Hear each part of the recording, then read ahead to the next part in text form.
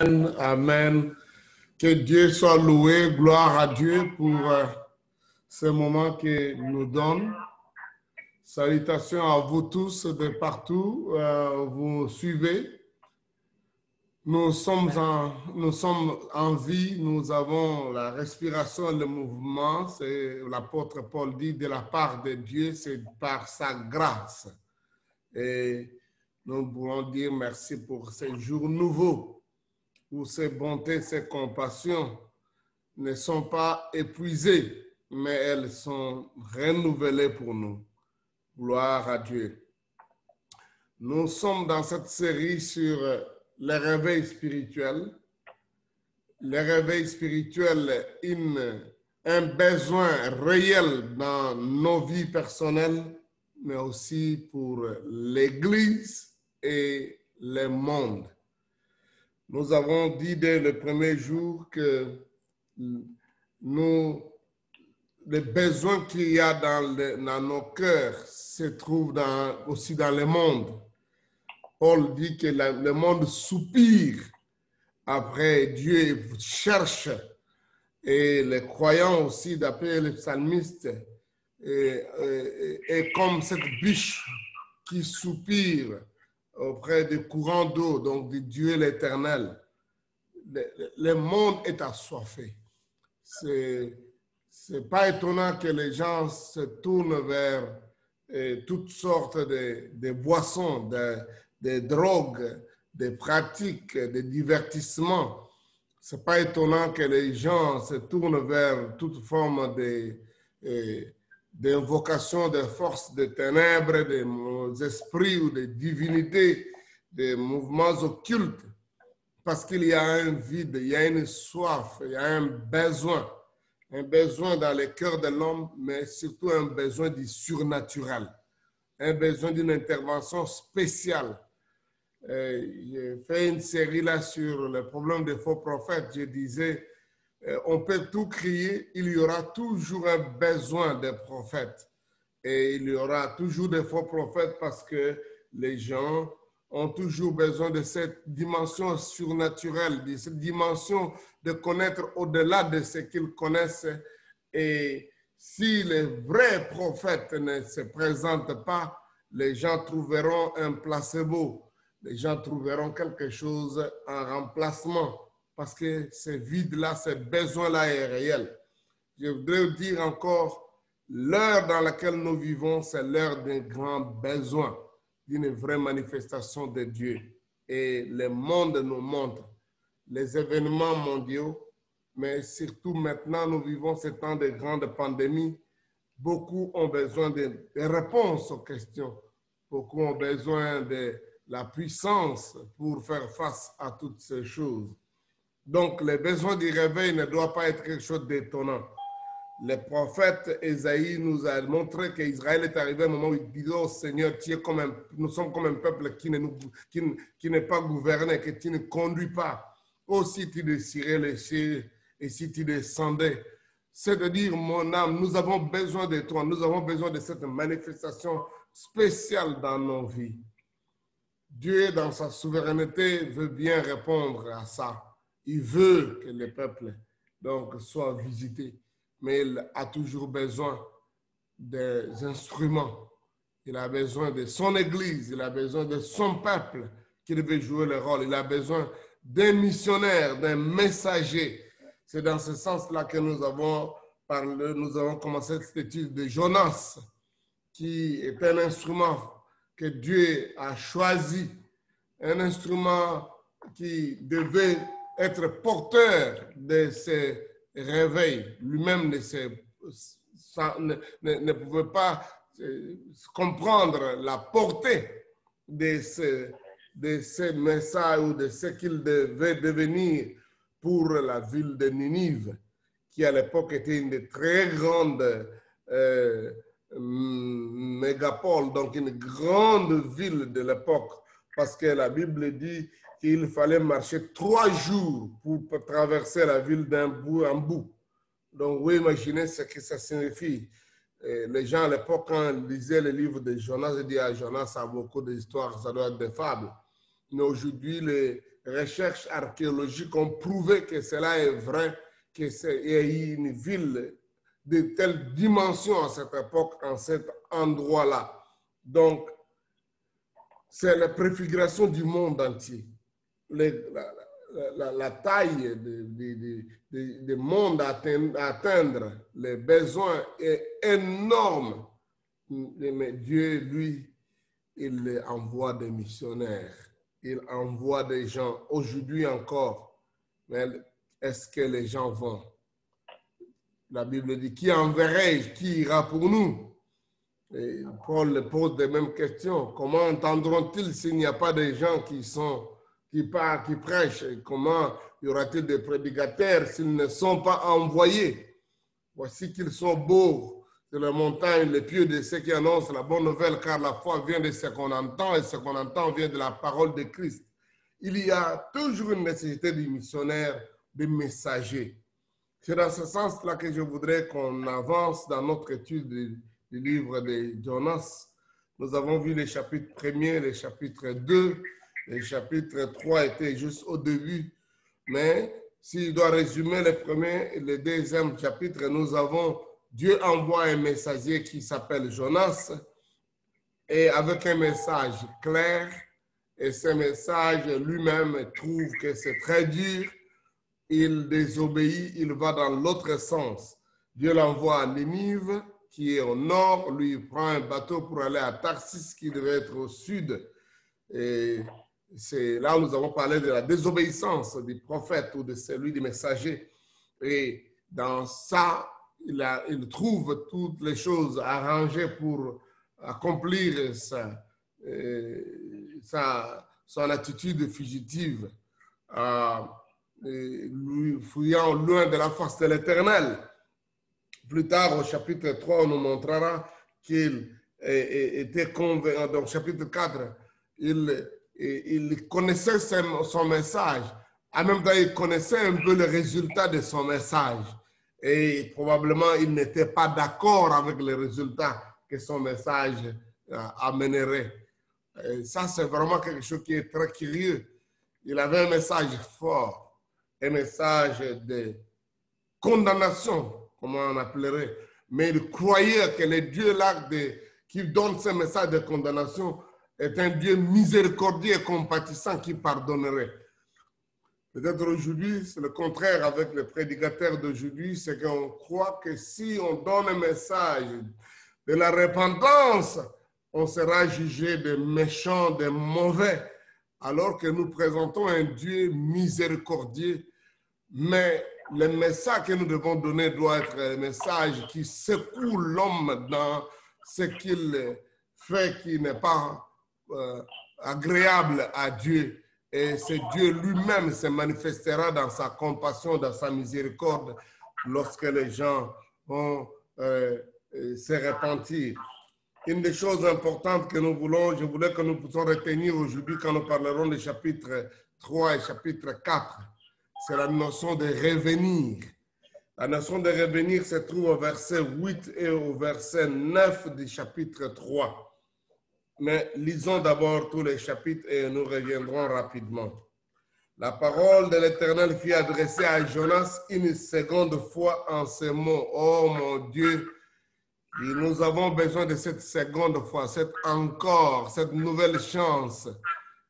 S'il n'y avait pas cette nouvelle chance, s'il n'y avait pas cette nouvelle occasion, cette seconde fois, qui d'entre nous serait sauvé? Qui d'entre nous serait en train de servir?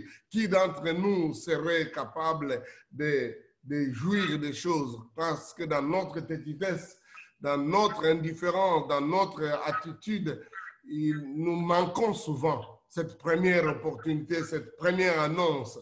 Et Dieu, dans sa miséricorde, Jésus venait encore dans la ville, là où il était avant. Dieu est un Dieu d'encore.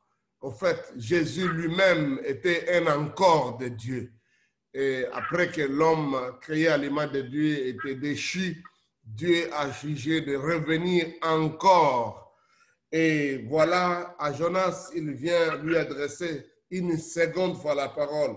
Cette parole reprend ce que nous avons vu au chapitre 1er, verset 2. lève-toi, va à Ninive. Lève-toi, va à Ninive. C'est ce que nous voyons au chapitre 3, verset 2 aussi. Lève-toi, va à Ninive, la grande ville, et proclame-y la publication que je t'ordonne. Et dans le verset 2 du chapitre 1 disait, lève-toi, va à Ninive, la grande ville, et crie contre elle, car sa méchanceté est montée jusqu'à moi. Et Dieu dit, donne le même message. Peut-être là la différence aujourd'hui, c'est qu'on a cru que le réveil d'autrefois est venu parce qu'on a demandé, on a annoncé le message de la repentance et ce message, on le condamne comme très dur, très médias de condamnation. Il faut qu'on dise aux gens quelque chose pour Dieu est bon, vous êtes bon devant Dieu. Dieu vous voit bien. Ce message flatteur. Non, Dieu dit au prophète, proclame la même proclamation, la même publication que je t'ordonne. Et Jonas, cet homme-là qui avait fui, cet homme-là qui a été à la base de ce tourbillon, de cette tempête, de cet ouragan, cet homme qui a été l'objet de ce naufrage, qui a maintenant accepté la responsabilité de son péché, de sa désobéissance et qui est jeté dans l'eau, entré dans le ventre des poissons, un miracle en lui-même qui Jésus montre qu'il préfigurait sa mort et sa résurrection pendant 3 jours. Cet homme-là qui s'est repenti, qui a demandé pardon à Dieu dans le ventre des poissons. Nous avons parlé de hier, du brisement. Voyons la fuite devant Dieu, la déchéance, la débrouille et le brisement. C'est la nature de l'homme. Il fuit, il cherche à se débrouiller à sa façon et ça ne marche pas jusqu'au moment où il accepte le brisement. Et cet homme brisé, Jonas, comme nous le voyons au chapitre 2, il s'élève maintenant au chapitre 3. Au chapitre 1er, nous avons dit 2 fois que le mot « lève-toi » s'est trouvé. Il y a Dieu qui lui dit « lève-toi » au verset 2. Au verset 6, c'est le païen qui dit à cet homme-là, « Pourquoi dors-tu? Lève-toi, invoque ton Dieu. » Parfois, je disais, le monde, les païens nous incitent à se réveiller. Donnez-nous la solution. Vous avez quelque chose. Où est votre Dieu? Qu'il fasse quelque chose pour nous. Et là, au chapitre 3, verset 3, Jonas se lève. Il se lève et il va à Ninive selon la parole de l'Éternel. Oh, si nous voulons voir le résultat de ce que Dieu nous demande de faire, nous devons le faire selon la parole de l'Éternel. Or, Ninive était une très grande ville de 3 jours de marche. Jonas fit d'abord dans la ville une journée de marche et il criait et disait, encore 40 jours et Ninive est détruite. Encore 40 jours. Oh, comme si nous pouvions saisir ces messages et les dire à nos voisins, à notre monde. La vie est fragile. C'est l'une des révélations de cette pandémie. Notre vie est fragile et notre vie peut partir comme en fumée et rapidement. En Amérique, 220 000 morts en quelques mois. C'est des choses, je disais à un frère qui me posait la question l'année passée quand j'étais à Londres. Ce frère-là me disait, quand je lis les chiffres là dans la Bible, il y a eu 40 000 morts, il y a eu 20 000 morts. Est-ce que ce n'est pas vraiment des figures? Ce n'est pas des extrapolations? Est-ce que ça avait vraiment lieu, ces choses-là? Et quand la pandémie est venue, je lui ai dit, vous voyez, je l'ai appelé, j'ai dit, frère Joseph, tu vois la question que tu m'avais posée. À l'époque, ça donnait comme si c'est des rêves, c'est des chiffres pour intimider, pour donner peur. Mais aujourd'hui, nous nous retrouvons avec ces milliers de morts en un jour. Oui, oui. Et nous avons besoin de dire aux gens, il y a très peu de temps. Disons aux gens du monde, changeons notre message, présentons-le comme quelque chose d'urgent. Aujourd'hui, les gens du monde, quand ils vous vendent un produit, ils sont dans les maisons d'assurance, ils sont dans toute autre chose. Il vous dit, sign, join now, now, join now. Ils savent que si tu ne t'engages pas maintenant, tu vas oublier ou quelqu'un d'autre présentera un autre produit. Ils ne te donnent pas l'occasion, comme nous les croyants tentons présenter aux gens, va réfléchir quand tu vas comprendre peut-être, et alors tu pourras donner ta vie à Jésus. C'est ça le sentiment que nous avons. Nous avons les chrétiens aujourd'hui n'ont pas ce sentiment d'urgence, que le retour du Seigneur est possible. Et pas seulement ça, la mort est possible. Et le message qui se donne aujourd'hui dans le milieu chrétien, c'est un message comme quoi l'homme a tout le temps possible. Il y en a même qui disent, peut-être qu'il n'est pas encore prêt. Non, Jonas, le premier jour déjà dit, encore 40 jours et Ninive sera détruite. L'urgence de la mission doit être manifestée aussi dans l'urgence du message. Voici, c'est aujourd'hui le jour du salut. Changeons notre façon de présenter le message du salut aux gens. Donnons aux gens la possibilité de recevoir Christ maintenant et aussitôt, à cet instant. Ça, c'est une des grandes caractéristiques des messages qui ont amené le réveil. C'est l'urgence, l'imminence des jugements qui risquent d'arriver et qu'il faut se convertir maintenant, qu'il faut se repentir maintenant, qu'il faut se mettre en ordre à Dieu maintenant et maintenant, parce que Dieu qui a vu l'endurcissement de cœur, il dit, c'est pourquoi, si vous entendez sa voix, n'endurcissez pas votre cœur, car Dieu a choisi un jour, et ce jour-là, c'est aujourd'hui. Aujourd'hui, si vous entendez sa voix, n'endurcissez pas votre cœur. Bien-aimés, il est temps que nous revenions à cette urgence dans la façon d'aller, urgence aussi dans la façon de présenter notre message. Il cria encore 40 jours et Ninive est détruite. Les gens de Ninive crient en Dieu et publièrent un jeûne et ils revêtirent des sacs depuis les plus grands jusqu'aux plus petits. Et la chose parvint au roi de Ninive. Il s'éleva de son trône et ôta son manteau et se couvrit d'un sac et s'assit sur les cendres. Il fit faire dans Ninive cette publication par ordre du roi et de ses grands. Et les hommes et les bêtes, les bœufs et les brebis ne goûtent rien, ne pèsent rien et ne boivent point d'eau. Que les hommes et les bêtes soient couverts de sacs, qu'ils couvrent à Dieu avec force et qu'ils reviennent tous de leurs mauvaises voies et des actes de violence dont leurs mains sont coupables. Qui sait si Dieu ne reviendra pas et ne se repentira pas et s'il ne renoncera pas à son ardente colère en sorte que nous ne périssions point. Wow! Le verset 9 dit, Dieu vit qu'ils agissaient ainsi et qu'ils revenaient de leurs mauvaises voies. Alors Dieu se repentit du mal qu'il avait résolu de leur faire et il ne le fit pas. Wow!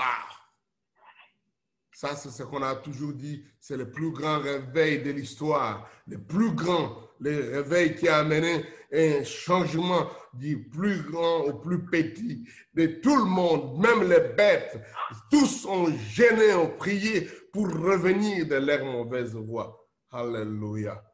Je prie Dieu que nous puissions vivre ces réalités, que ces gens qui nous entourent, ces personnes qui sont nos subalternes, nos enfants. Aujourd'hui, les parents ont même peur de parler aux enfants, de se repentir, de se croire, parce qu'ils craignent que les enfants vont les accuser chez les enseignants. Et les enseignants ont peur de discipliner les enfants, parce que les enseignants ont peur aussi. Finalement, on ne sait pas qui a autorité sur les enfants, et les enfants n'ont aucune autorité au-dessus d'eux. Oh, mon Dieu, qu'est-ce qu'il faut dire? Les nations sont pervers, perdus. Il y a des lois qui protègent ce qui ne devait pas être protégé. Je ne dis pas qu'on doit abuser, qu'on doit avoir des violences à la maison ou dans le lieu de travail. Mais au nom de Dieu et de la liberté, j'appelle ça le Dieu, la liberté, surtout dans notre pays, ici en Amérique, c'est vraiment une divinité.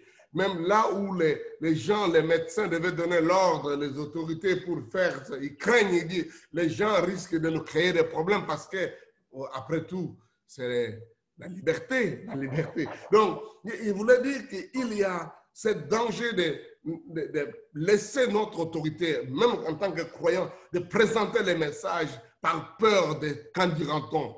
Et effectivement, ici, nous nous retrouvons dans ce sens. Le peuple entend le message, il se mobilise. Et j'ai prié Dieu que là où les chrétiens, les autorités craignent de dire que Dieu suscite au travers des petits enfants, au travers des langues balbutiantes, au travers des événements, ces mouvements qui amèneraient la repentance spontanée, unanime, instantanée, rapide. La Bible dit les peuples, les gens de Ninive crient en Dieu et publièrent un jeûne et ils se revêtirent des sacs de pluie, des plus grands jusqu'aux plus petits. Là, il n'y a pas encore un ordre de loi. Ce n'est pas par un décret présidentiel. Ce n'est pas un décret de la monarchie. Non, le peuple trouve cet aspect-là. Bien aimé, si notre message est compris, même auprès de la population entière, quelque chose va arriver. Beaucoup de dirigeants du monde veulent voir la mobilisation de leur peuple quand ils ont un désir de vouloir se mettre en ordre.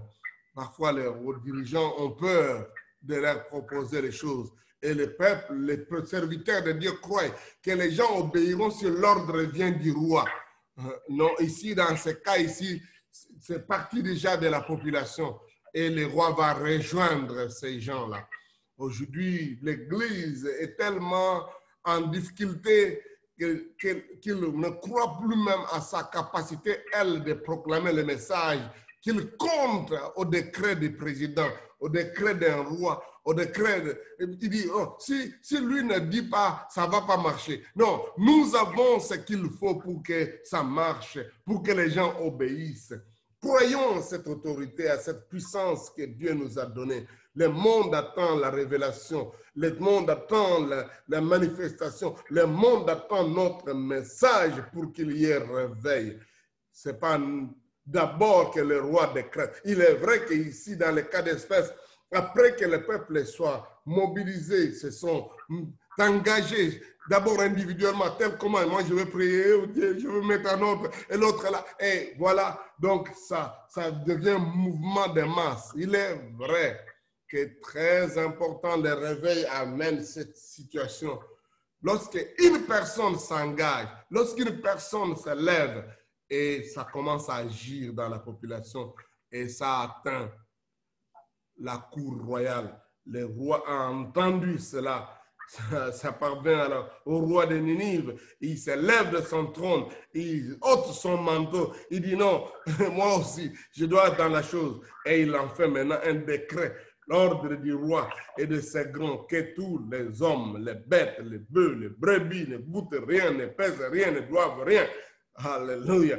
Que les hommes et les bêtes soient couverts de sacs, qu'ils crient à Dieu avec force. Ouais, là, ça prend la puissance du décret. Mais la base, c'est le message. C'est le messager qui a donné. Un seul homme a donné un message qui mobilise les gens. Et ce message-là va être relayé par ceux qui ont une autorité, qui ont une influence sur la population. Oh, nous vivons une époque de médias sociaux, on se rend compte aujourd'hui qu'une personne peut mettre une petite vidéo, il peut donner un message, soit-il vrai ou faux, ou fake news, et il prend comme un feu de brousse, il est relayé à des centaines de milliers, de millions de fois, rapidement, sans aucun décret présidentiel, sans aucun, mais parce que quelqu'un a osé dire ça. J'ai prié Dieu que nous vivons à cette époque où, avec cette technologie, avec ces choses, je crois qu'un réveil puissant aujourd'hui aurait un résultat rapide parce qu'il y a ce qu'il faut pour faire traverser ces messages. À l'époque, le réveil de Jonas s'était limité à sa ville, qui était une grande ville, certainement. J'ai dit que ça préfigurait le monde.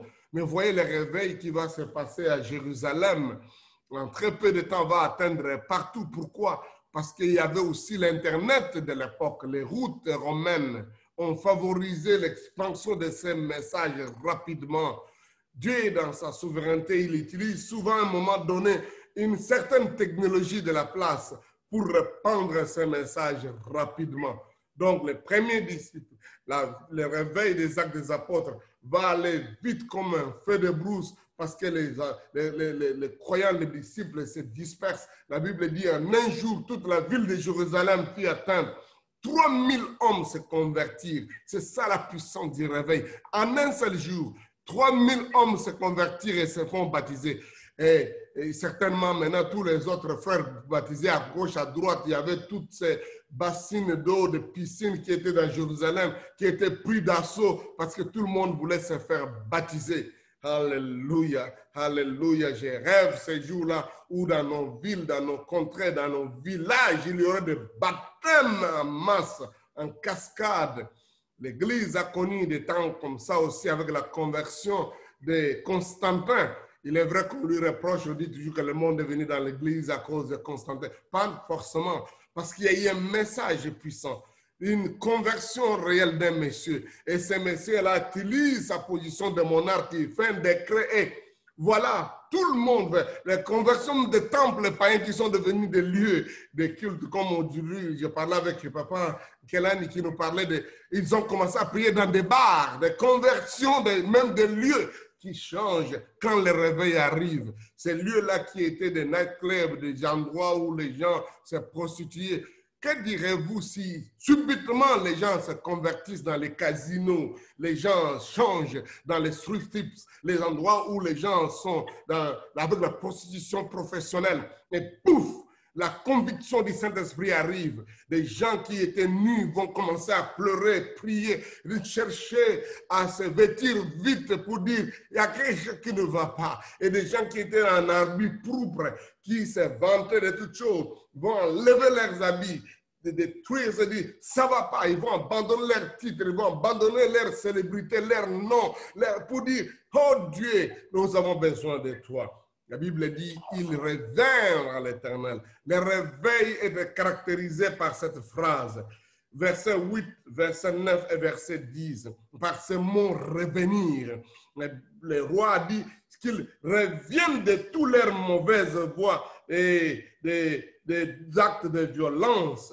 Et qui sait si Dieu ne reviendra pas de sa décision. Il y a toujours nécessité. La repentance du peuple amène la repentance de Dieu.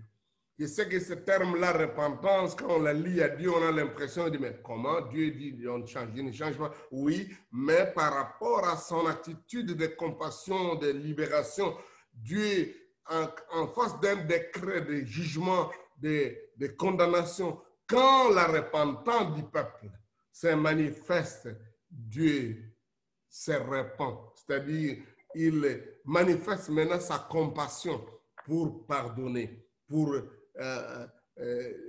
faire grâce. Et la Bible dit, parce qu'ils ont revenu, et Dieu vit qu'ils s'agissent ainsi et qu'ils revenaient de leur mauvaise voie.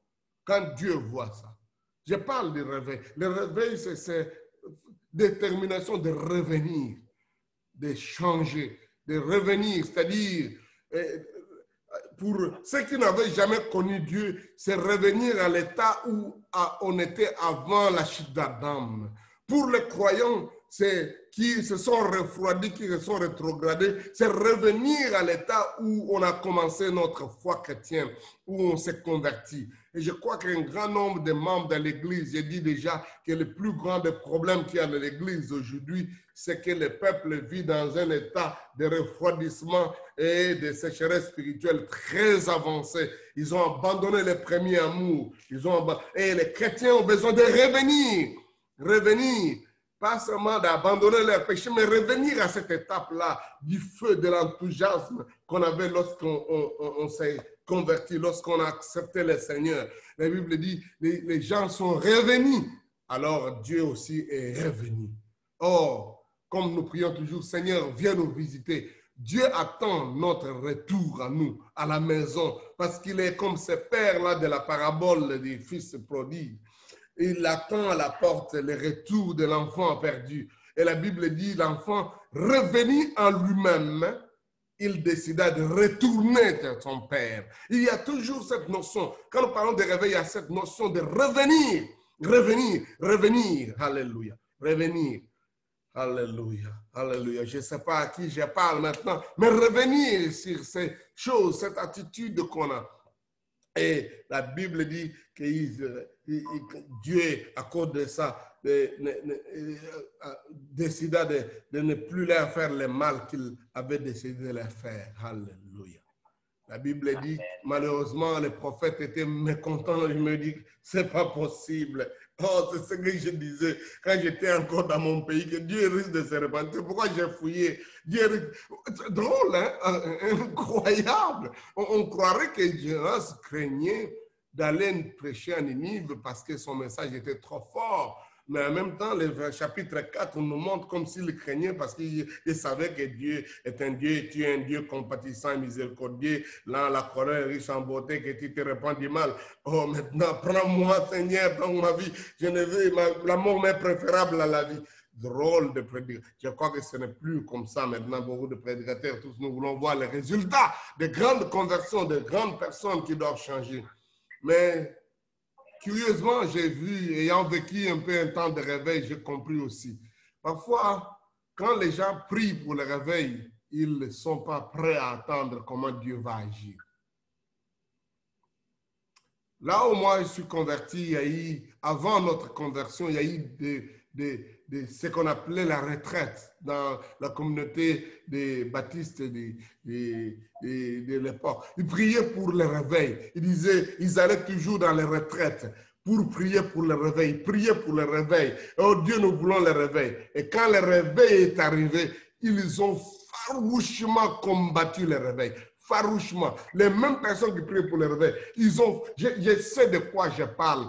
Parce qu'ils s'attendaient que le réveil seront eux, dans leur façon de faire. D'abord, c'est eux qui vont être réveillés. C'est eux que Dieu va utiliser. Mais Dieu a choisi de nous utiliser, nous les jeunes garçons, les jeunes filles de l'époque, au niveau des mouvements que nous avions de la Ligue pour la lecture de la Bible. La même chose dans les autres endroits. Quand le renouveau charismatique est arrivé, il est arrivé à l'église catholique, à l'église presbytérienne, à l'église. Donc, ils ont résisté à ça. Ils ont dit, non, c'est pas comme ça. Parce qu'ils ne savent pas que le réveil peut arriver à des personnes inattendues, mais aussi avec des phénomènes inattendus. Des phénomènes. À l'époque, les baptistes qui priaient pour le réveil, ils ont vu les gens, quand nous avons été dans ces réveils, nous parlions en langue, le parlant en langue que je ne connaissais pas, mais je commençais à dire, les gens disent, qu'est-ce que tu dis? Je ne comprends pas, mais c'est ça qui se manifeste.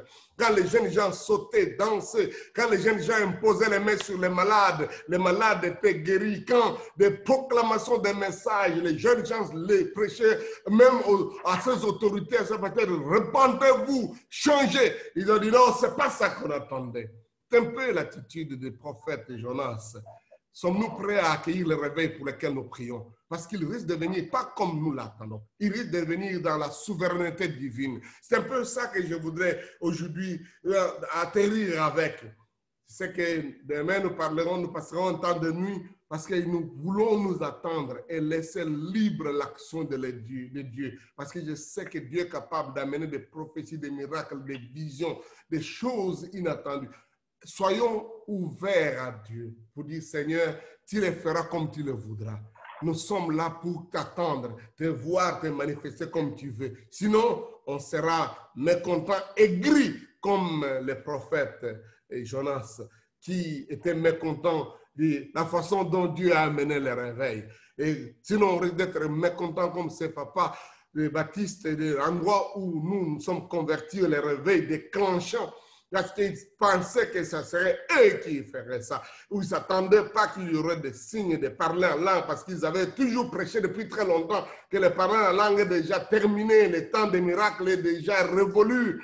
Et Dieu a commencé à manifester des miracles. Les paralytiques marchaient, les aveugles voient. Il dit, oh, ces enfants ne sont-ils pas des charlatans? Qu'est-ce qui se passe? Les enfants sont égarés, il y a un problème. Et nous avons vécu 7 ans de terribles persécutions qui ne venaient pas nécessairement des païens, mais qui venaient de la part de ceux-là qui priaient pour le réveil. Que Dieu nous épargne de mettre Dieu dans notre box, dans notre carré, pour dire il va faire comme ça. Laissons l'Éternel agir et manifester sa grandeur et sa puissance. Parce que Dieu est capable de nous faire pleurer, nous aussi qui cherchons le réveil, de nous faire réfléchir parce qu'il agira au-delà de notre façon de faire. C'est pourquoi les Jérusalem, les Juifs qui criaient, oh Seigneur, si tu déchirais les cieux et descendais, nous serons contents. Et il a envoyé un jeune garçon de 30 ans qui a commencé à leur prêcher partout. Repentez-vous. Ils ont dit, non, non, non, non, c'est pas ça, c'est trop fort. Attrapez ces garçons, tuez-les. Quand les disciples ont reçu le baptême du Saint-Esprit, ils ont commencé à crier, Actes des Apôtres, chapitre 2. La Bible dit, comme un vent impétueux est arrivé, des langues de feu tombèrent sur eux. Et là, la Bible dit, tout Jérusalem fut secoué. Il dit, qu'est-ce qui se passe? C'est quoi ça encore? C'est quoi ça encore? J'aime beaucoup cette question parce qu'elle ressemble à la question où les Juifs posaient la question dans le désert. Quand la manne est tombée, ils ont dit, mais c'est quoi ça encore? Et c'est là où est venu le mot manne. Manne où? C'est quoi ça encore? Et ils ont dit, nous mangeons ce que nous ne comprenons pas, mais c'est tellement bon comme du gâteau. C'est quoi le nom? Il dit, je ne sais pas, c'est quoi ça encore? Je pense au Saint-Esprit, c'est pourquoi il dit toujours, quand nous attendons le réveil, nous devons nous attendre à ce qu'il y ait encore. C'est quoi ça encore? Qu'est-ce que Dieu est en train de faire? Et cette manne où? Et c'est pourquoi il dit toujours, la manne tombe encore. Et le réveil sera avec beaucoup de surprises.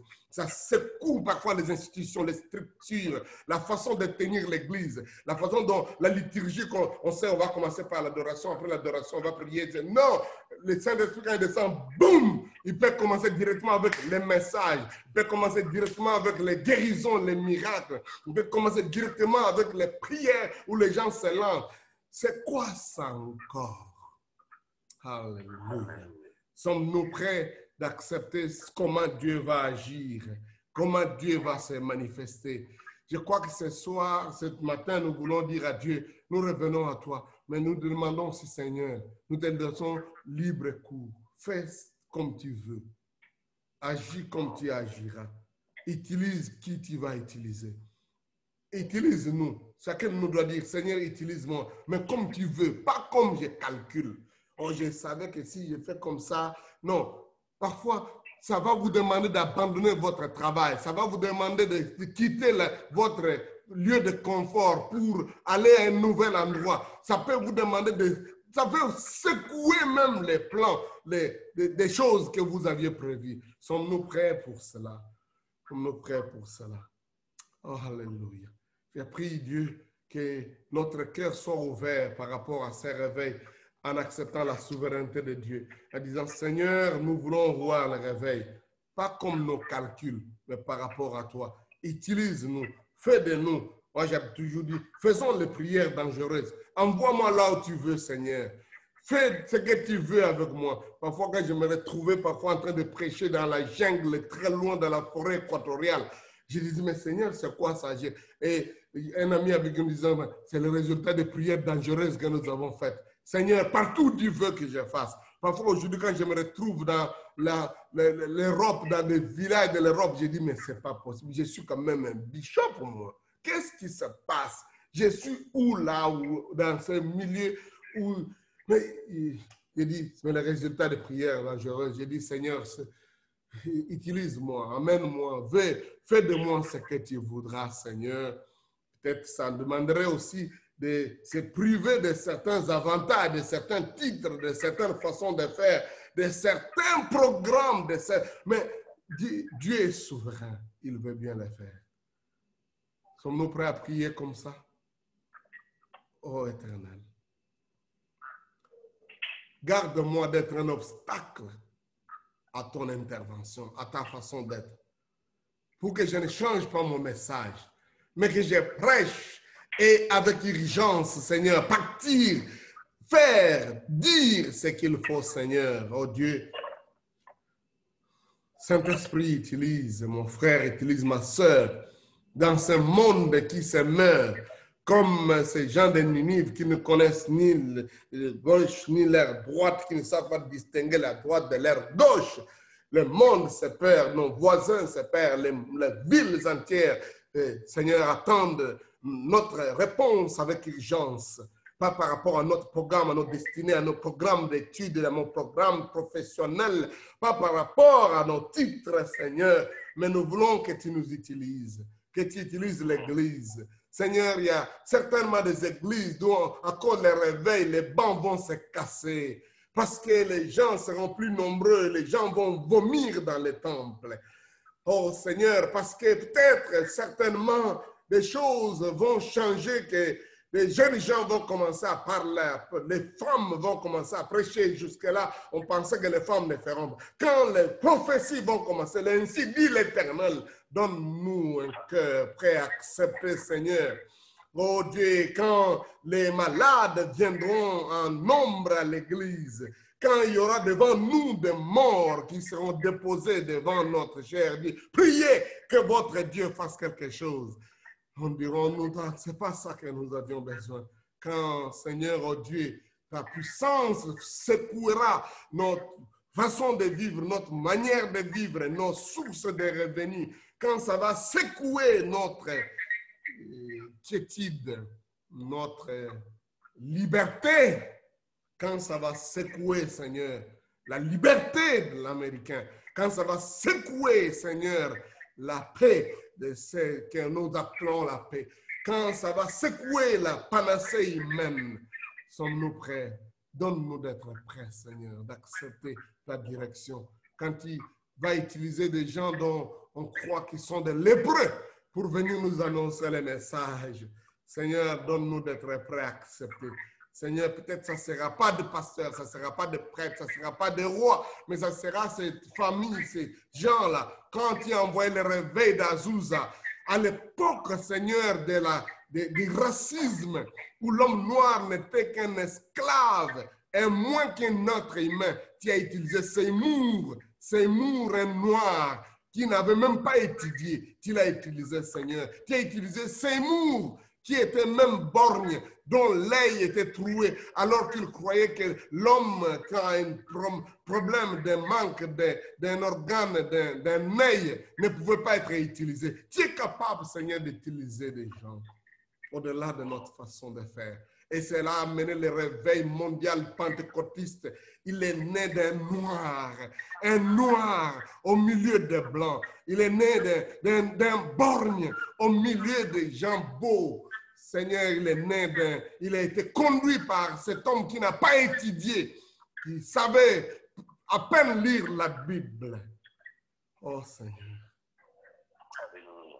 sommes à toi, Seigneur. Prépare notre cœur à cette réalité. Nous voulons vivre selon ta direction. Fais ce que tu veux, Seigneur. C'est notre prière au nom de Jésus. Amen. Amen. Amen. Amen. Avant que je ne termine pour aujourd'hui, je voudrais avoir cette précision. Comment ça va se faire?